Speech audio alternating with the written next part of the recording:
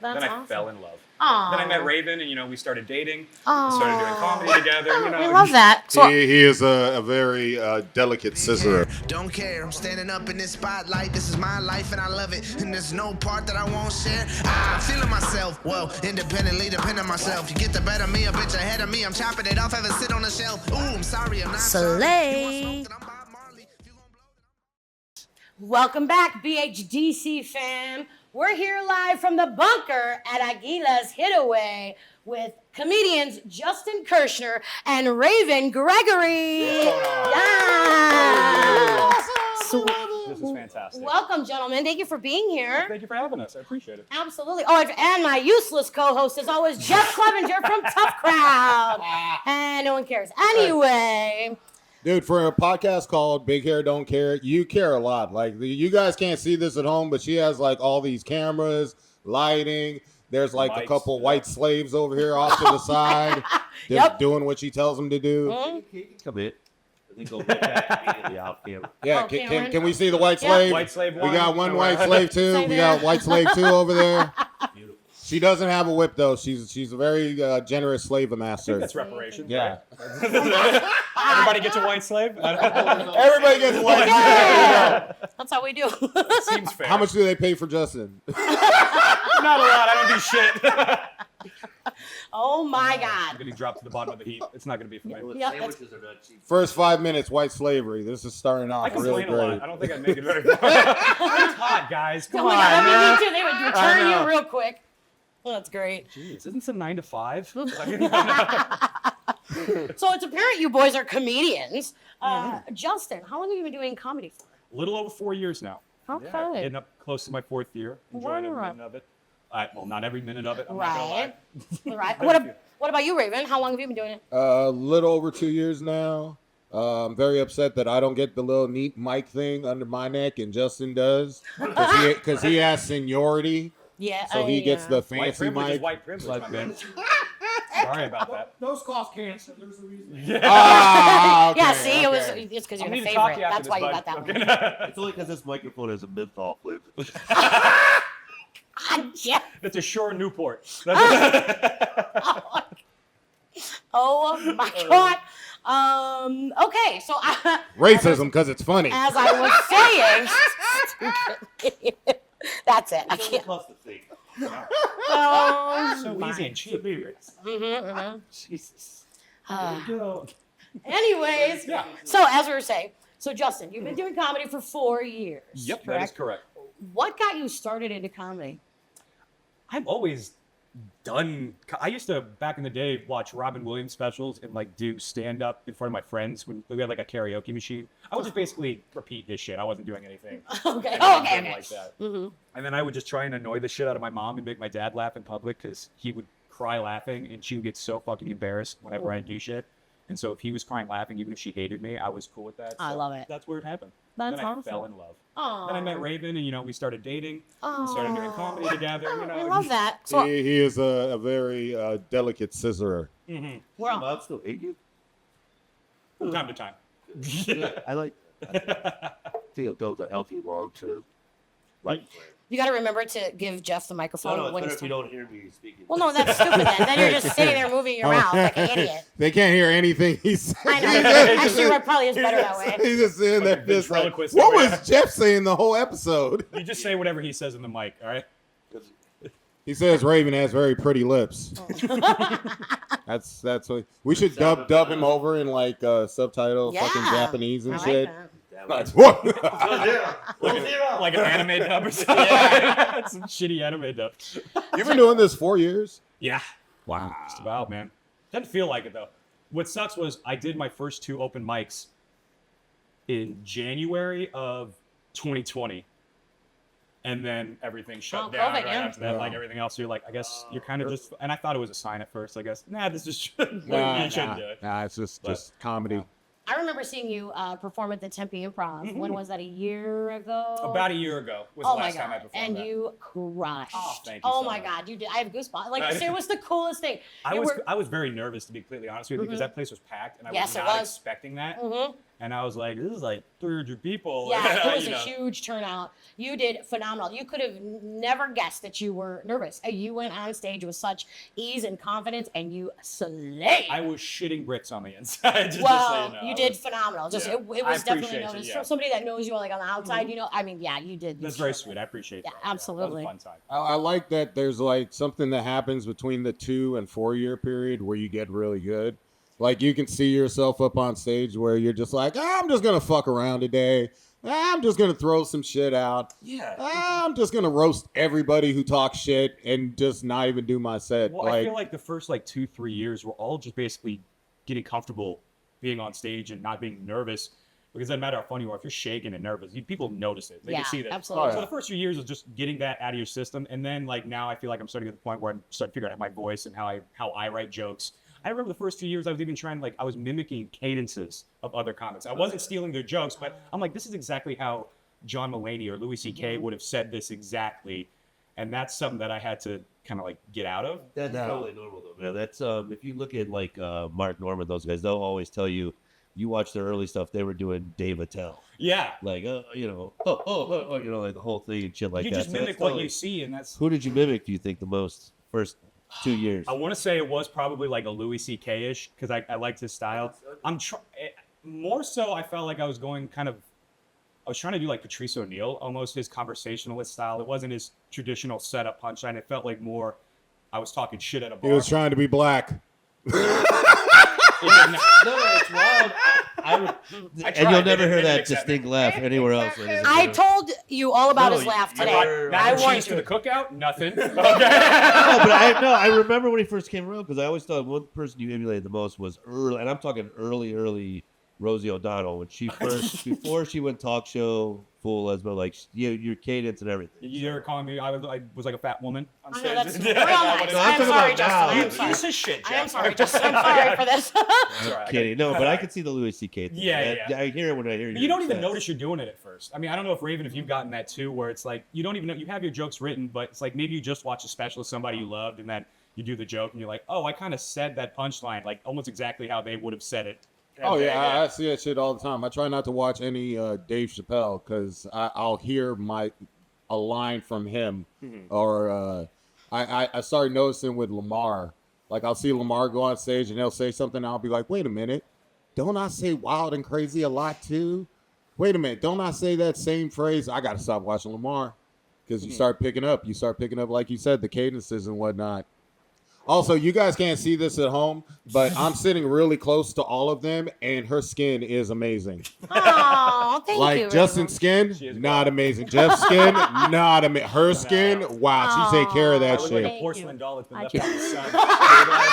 Like it was pretty white at one point, but I don't know. Like, They just left him out. They Yeah. just left him out, and he's all broken and all crackly and shit.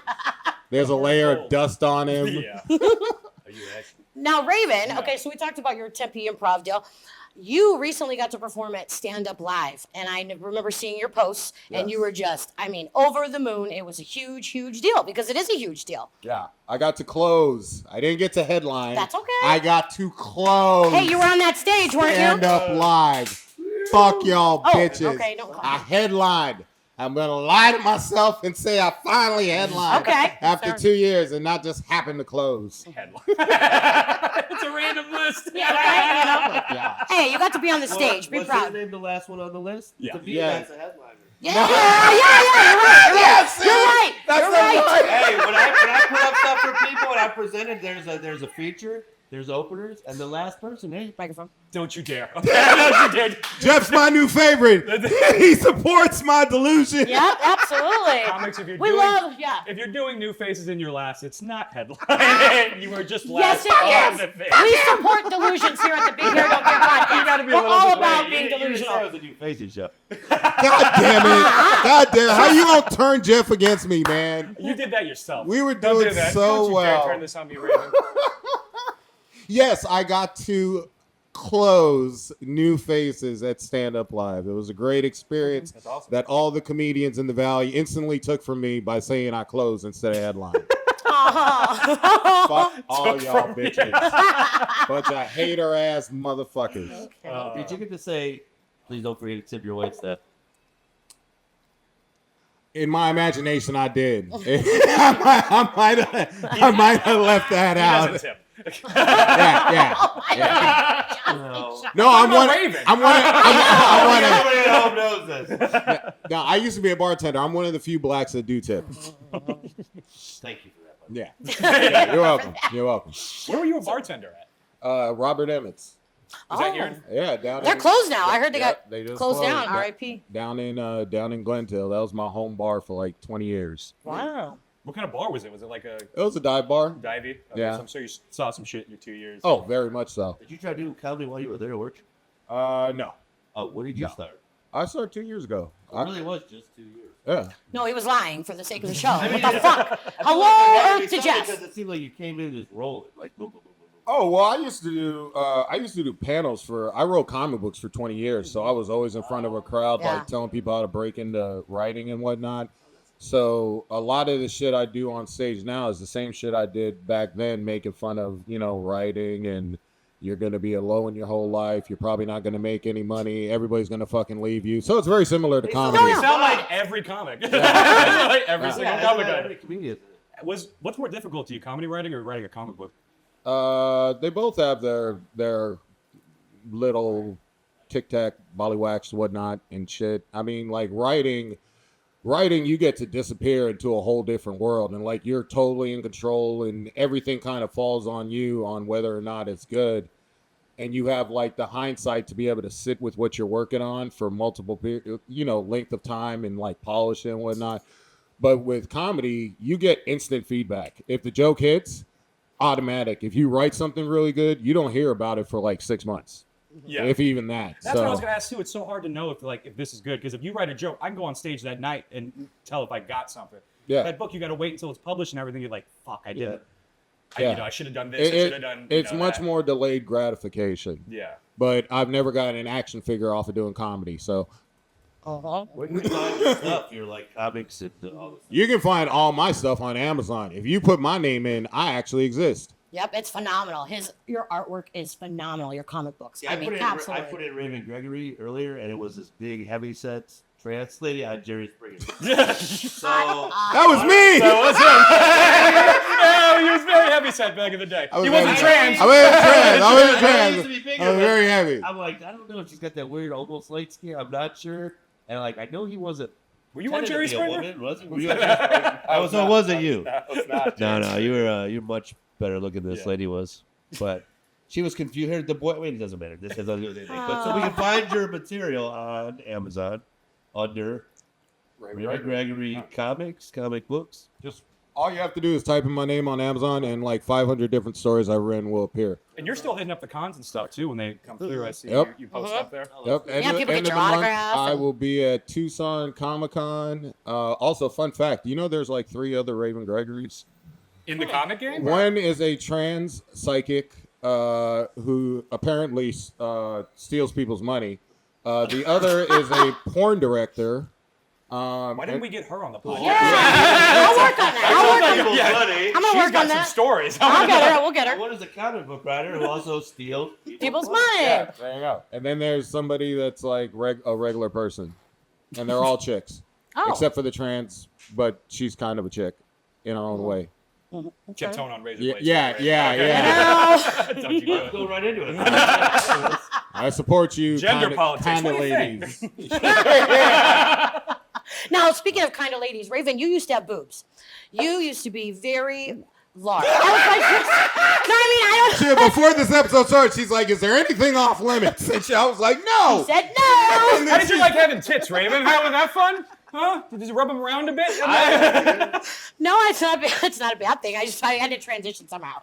You guys don't know this, but inside, Justin's like having this little mental internal dialogue right now about I got titties too. I do. Keep your hand up. Always had titties. I did. I worked very hard to get rid of them. Absolutely. They're still kind of there. No, it's very. How much weight did you lose again? 200 pounds. That's amazing. Amazing. Yep. Yeah. Edibles, kids. Do edibles at home, and you won't realize how long you stay at the gym. I wouldn't go that route, but No, we might not want to see your PSA physician that. first. I would say, yeah. Anything you can either. No. Let me rephrase that. Just do cocaine. Just do enough go. cocaine, We'll- save enough money, Yeah, we'll endorse like that. get some CDs, make some proper investments, and then do some cocaine for a Amen. couple months, and you'll lose all the weight. There you go. The more you know. Crack if you can't afford it. Yeah. I mean, yeah. Cocaine's expensive these days. Yeah, cocaine Ever is since very Chapo got expensive. nabbed, it's just not been easy. Yeah. yeah. But we are in comedy. They give it to us for free when Yeah, you're in people comedy. are very generous yeah. with their drugs in comedy. Yeah, they really Well, fucking no. are. Other people are. Comics are not. Regular people are very generous with drugs. Comics, they're not. They're broke. So what drugs they do have, they tend to not want to share. Yeah, there you go. I don't blame them. I was like, there's so much drugs in comedy. What the fuck? And then he just cleared it up. He's like, yeah, but not the comedians. So are you guys all for like hallucinogenics and things like that? Yay, we get to talk about drugs. This is my Yeah. favorite part of the episode. Absolutely. Because she doesn't know anything about any of these drugs, and it always fascinates me. Yeah, I do. Yeah. Look at him. His skin used to be lighter, used to be darker than that. Well, just to recap real fast on the cocaine and the fat thing. I was like, you know who Lenny Clark is? You guys better all that. He used to make a joke about like, he's like, how are you fat and you do cocaine? But like, I thought that I'm like, I can do some coke, I'll slim down for a while. And it never helped me, so I had to quit doing it so I could get skinny again. So I'm fascinated by you did coke and you lost all this weight. There's a comic called Stavros who said he's a very heavy sick. I love Stavros. But he makes a funny joke. He said, when I got in my 30s, I either had to choose. Either I need to do cocaine or be fat. I can't be both. It's like, so I'm just going to be fat. But you can. You really can. If you No, you're going to die like Chris you Farley try. at Yeah, you die. 36, Yeah, right, 37. Yeah. I don't know. I'm You know. 51. So, anyways, so what drugs do you like? I'm a weed fan, of course. I'm a big whiskey. Scared gave that. Yeah. Weed fan. I have mushrooms at my house. I do like mushrooms. Aside from that, I'm not a huge fan of uppers. You got to be honest with you. I don't like being wired. Okay. Not a big fan because I've had times where I like done stuff like that in the past. Like I've taken Adderall and stuff, and I'm like, I don't like that I can't sit still. Do you feel stage time smoked up? I don't do anything before I go on stage. Really? Yeah, I don't like it. That's awesome. I've had a few times where I've drank on stage and I've completely fucking blanked, and I couldn't figure out where I was supposed to go next, and I was like, I'm not gonna look like. And then one time I did at Maya in Mesa. Was it you? Somebody gave me mushrooms. It may have been Cole. Really? But somebody gave me mushrooms, and I went on stage for our open mic and did it, and I had no idea what was going on. I had zero idea. It was Those are the best times. Those are the best. You see the shows like with Joshua, some of those guys. Oh, yeah. Like, what was the name? Tom Bond used to put them on, and like they shrooms and acid. I'm like, how the? I go would on stage I like would that? never tell anybody How do to you do not do something because sometimes it works for people. I know people can be blackout drunk on stage, and look, people like Doug Stanhope and those guys who could be drinking and be shit-faced drunk but can go for an hour and a half and still be killers. It's just not for me really anymore. What about you, Raven? Oh, I don't perform unless I'm high. He's a crazy. Fair enough. Like, what do you? Edibles. I'm always on edibles. You know, edibles don't do anything to me. Really? I've eaten high dosage of edibles, but I do not get regular weed is fine. Try one of mine. Try one of mine tonight. All right. I'll take it up. But I'm telling you, I've taken like 4 or 5 brownies in the dome and nothing. Try one of mine. Okay. Really? Yeah, I just got diabetes. Now, why are yours so much? Diabetes with no high with bullshit. There goes the foot. I know. Now, why are yours so much more special there? I take medical grade. Oh, I okay. take like That's probably mine is like 100 milligrams Oh, yeah. per gummy. Yeah. It's I'm on 50 right now.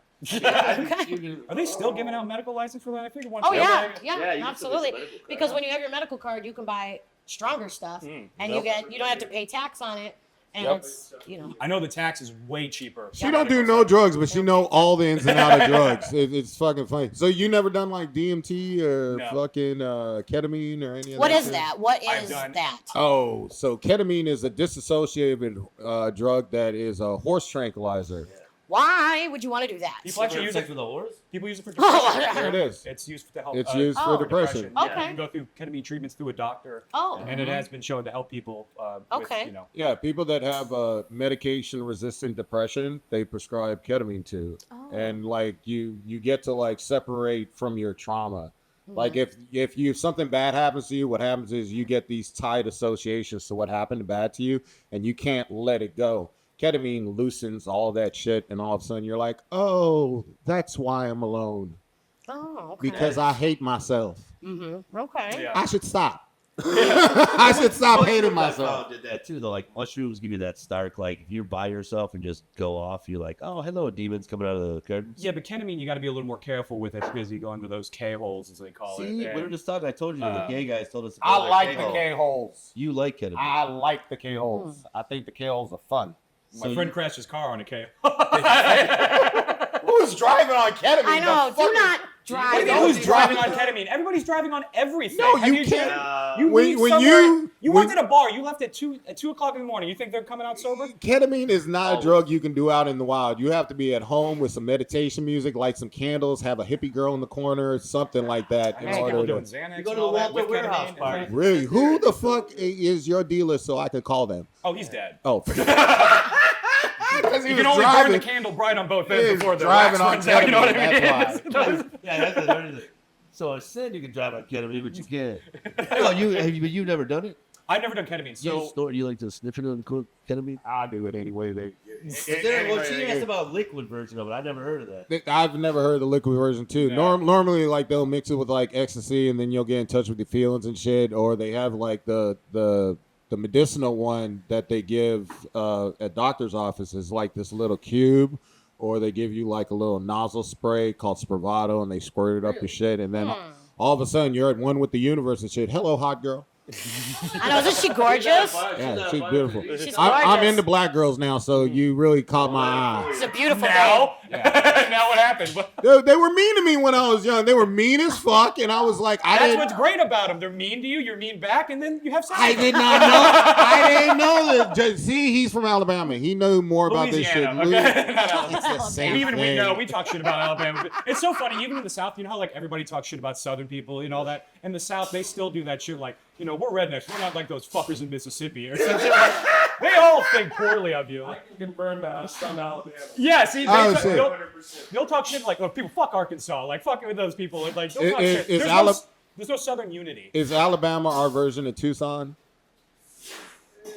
Or Apache Junction? I'd rather go to Tucson than Alabama. I gotta be Wow, honest with you. yeah. Depending on the spots in Alabama, it's more like a Yeah.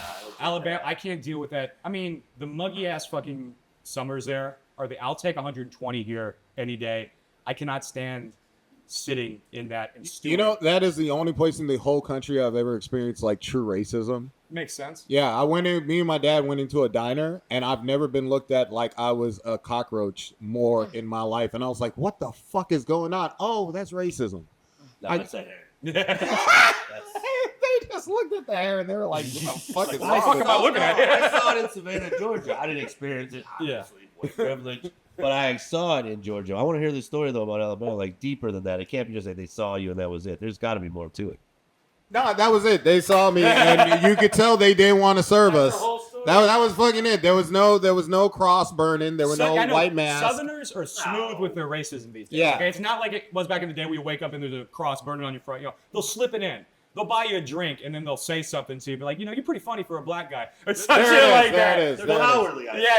Yeah. Nah, they were just mean. They just just- they did not want to serve us, and I was like, why are you guys treating us this way? I was like, oh, it's the skin color. Okay. It's 2024, but the South is still the South. Yeah. Unfortunately. Yeah. I saw a girl do it, like two young college girls just walked out to the young black dude comes there. The only guy in the whole bar. We're all talking. Everyone's having a good time. The girl's like, we got to go. I'm like, what's up? Like, we can't be here if he's here. And I'm like, oh shit, you know him from school or something? Like, no, but look at him. We're not going to be here if his kind. Literally said, walks out. I'm like, my face was like, man, I grew up in Cleveland. So I Yeah. wasn't used to that. I'm like, That's white. whoa. Can I tell you, there was one time in my entire life where I actually think I experienced a percentage of racism. I was in Boston, and I was hanging out with some friends, and we were walking through the Chinatown in Boston, just checking out, seeing what it was.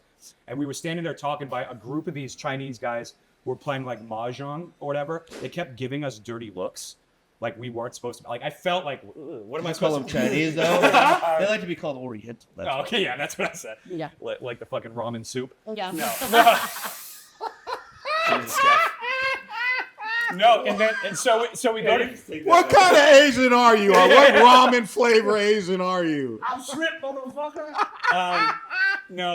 So then we go to a restaurant, which is like this Chinese place, and we're sitting down, and then they just didn't look like they were happy for us, like being there, like the whole time. I'm like, I get it a little now. Is this what it's like? Like, even on the minorest of levels? Yeah. But that's about as far as my Yeah. racism goes. Wow. So, Well, so speaking of, We rarely get to hear the whites share their racism story. well, no, I did have somebody call me the K word once. The K word. Yeah. Oh yeah, you're Jewish. Yeah. Oh, I forgot. Oh, you know, race. You're basically the Now white you're- black. The white black. Okay. now, Justin, you're moving to Texas pretty soon, aren't you? Yes, I am. It's just for my own benefit at this point. Okay, never mind. Well, that's a fucking I idiot. told you she was fine. Oh, goodness Then, gracious. All right. Well, let's do this. Woo! We're gonna explore something. I guess we have a new guest. I am on so much testosterone right now. This is not safe for her. You're fine. Raven's just really good at making people feel uncomfortable, okay? Just don't worry about it. Yeah, I won't let him hurt you, honey. I won't let him hurt you. You can, I got you. I got you, girl. Yes, I'm gonna I got hurt her you. live on camera. This is gonna become a snuff film right now. Ladies and gentlemen, this is the first time on Big Hair Don't Care where we cover a steamy topic like race. we'll be right back after this. No. Stupid. Man. We go right down the color spectrum. Yeah, look at this. Look. Little bit lighter skin, medium caramel Puerto Rican, straight on the cracker. I told you this was Ebony and Ivory episode. Like a pamphlet when you get into the United States. This is what they get. Like, look how diverse it is here. diversity here. This Even the is black people have blonde hair. come to Arizona. Oh shit, we do. We both do. Okay. Now, Justin, you're moving to Texas. Yes, I am. What sparked that move? Is it for comedy or? It was, yeah, this is for comedy. This has always been the plan. My whole plan was to do about 3 or 4 years here, kind of get my bearings, figure out, learn the game, and then move out to a bigger market. So Austin seems to be a good place. Everybody else is going out there now. California and New York are fucking expensive as shit, but we do know some comics who've recently gotten their way out there. So Shout out to everyone who made it out of Arizona. Yeah. Lucky Yeah, bitches. for real. And I think more and more people are going to be moving out to Austin soon. I've talked to some other comics, so but yeah, I'm excited. So that was always the plan, and thank God cost of living is fairly the same in Austin as it is here. Yeah, it's not like $4,000 for a studio apartment. Yeah. Or some shit, but Oh, do you want to introduce yourself? Yeah, my name's Keena. I'm a bartender here. So yeah, I'm from Portland, Oregon. So I recently moved from Portland, Oregon. And also, I wanted to add in that about Texas. I hear a lot of people always say they want to move to Texas. So I want to know what is it about Texas? You know? Austin, I can't speak for all of Texas. I'm talking about Austin specifically. I mean, after COVID, there was a huge influx of people from LA moving out there, comics, especially obviously Rogan with the big push, and he created a giant mothership out there, that comedy club. So that's what started pushing people out there, and plus it was cheaper to go there than it was to live in LA or go out to New York and those cities. So that was they were a lot. And during the time of COVID, they were opened up way sooner than LA and New York, so they could actually do comedy and stuff and do the clubs because when that happened, the big name comics they're going to be fine. They have money. They can sit back. But when you're talking about a middling or a touring comic whose bread is all on the road, and that's how they make their income, being out of the game for a year is just you're broke after that. You got to go get a day job again. It's just not the same. So I think that's why a lot of people went out there, is because it was opened up more, and a lot of comics just followed suit because they wanted to start doing comedy. Now I think what Justin really wants to know is, so are you single and are you into black dudes? Well, that's for you guys to figure out. You hear that, guys? She's definitely into light-skinned blonde dudes. Do you Definitely. like pale Jews? Around the board, I'm 31 flavors over here, baby. Okay, girl. You will get your phone bill paid. I guarantee you. We're definitely not worried about phone bills. Let's talk about that. But yeah, I'm very excited to move out there. It should be a fun Yeah. time, and I'm excited to meet up with some of my other comic friends that have already I gotten bet. out there and kind of hit the ground running and see where I can go from there. Well, we're definitely going to miss you here in Arizona. I'm But gonna miss God you. bless, man. You need to get the hell out of here because there ain't nothing good here. That's for damn sure. Nah, Arizona's Hey, we're good. We're good. Peace and blessings to your new journey. Exactly. Thank you yeah, so you're much. gonna It's very crush sweet it. of you. Hell I yeah. appreciate it. And Raven, do you plan on staying here forever? Or are you Yeah, I ain't never getting out of here. Yeah. I'm stuck. Okay. I'm Are you stuck. from here? Born and raised. Oh, okay. Been here my whole life. You're one of them. So I'm one of them. I'm one of them. One of the few. Yep. Not too many. Still never seen the Grand Gate. I've seen the Grand Canyon. It's not that great. It's not. And It you really see isn't. It's a hole in the You ground. drive 4 hours and you're like, man, this is really what I spent 4 hours doing. Yeah, it's 4 hours for 30 seconds. Oh my God, that's so beautiful. Let's go home. So what I'm curious to know, we got to wrap up here in a few minutes. What's your, both of you, what's your end game with this comedy thing? What are you striving for? Netflix, tour buses, famous podcast, what are you going Don't for? care. I would just be happy being able to make a living doing comedy full time. I really have no delusions of grandeur of being I mean, I would love to, but of being some stadium selling out thing, or even like a giant podcaster or anything like that. If I can make a living doing this and touring and get to enjoy this, I would be more than happy. Yeah. Yeah, Eric Sparks told me something on his podcast. He said, I try not to have abstract goals. He does something called SMART. Now, I don't know what the fuck it means. But basically, it was like we all would love a Netflix special, but we have no control over whether or not we get a Netflix special. So what are we in control in that we could actually achieve by doing X, Y, and Z? So like he was saying, I would love to make a living doing comedy, but I would just love to be booked and paid on a regular basis. Yeah. Like right now, that's the goal, is to get good enough to be so undeniable that people will pay you 20, 40, 50, 60, $100, $200, $2,000 a set. The only thing we can do is show up and just try and be as funny as we can and just try and be as undeniable and right.